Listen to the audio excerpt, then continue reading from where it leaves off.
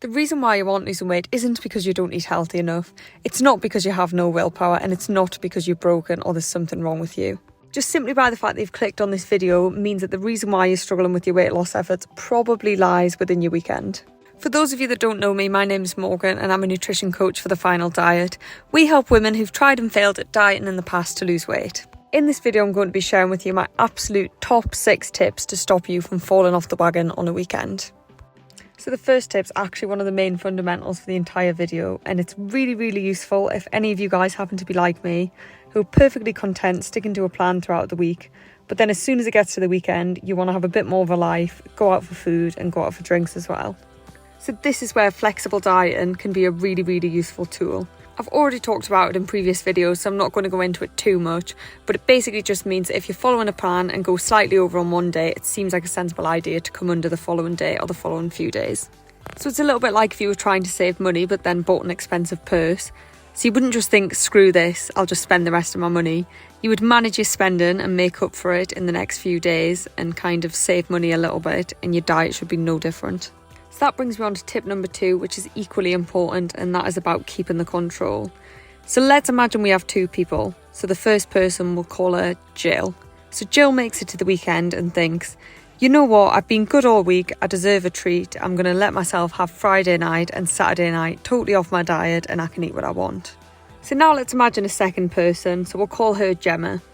Gemma's also stuck to her diet all week. However, on Friday, she has the mindset that she's going to carry on roughly tracking, except she's going to go out on Friday night and enjoy a nice meal with her friends. She's made a conscious decision to carry on roughly tracking but allow herself to go over her calories. So imagine by Friday, Jill is hungry and massively overshoots her food because of this. She's undone any progress that she's made, and by Sunday she's started feeling guilty and that she's back to square one. Gemma, on the other hand, can make it to Sunday feeling empowered that she's enjoyed a weekend with her friends whilst also staying on track. The difference is that Jill lost the control and Gemma still has it. So that brings me on to tip number 3, which is so important, and it's that you can't freak out if you go over in your calories.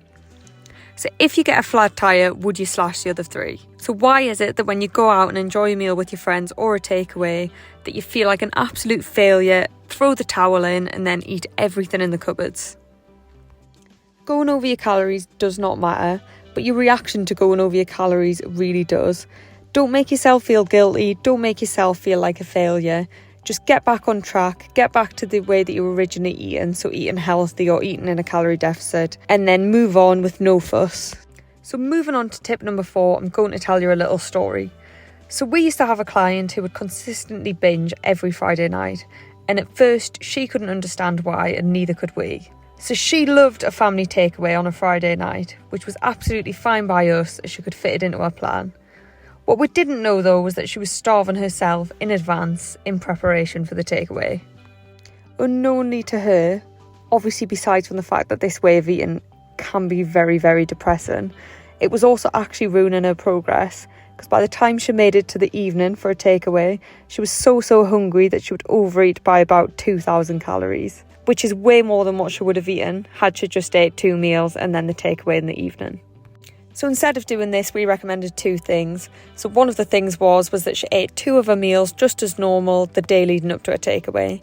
And then the other thing, so we recommended that she ate a big salad with plenty of protein an hour before the takeaway. So that was with the aim of filling her up slightly so that she didn't make it to the end of the day feeling absolutely starving and craving to eat every single thing on the menu. And to be honest, this extends to any foods which are really nice, or any meals.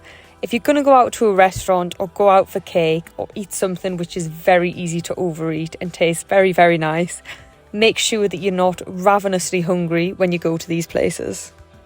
So the last tip might seem like a bit of a silly one, but it's probably the most useful tip we actually give to clients.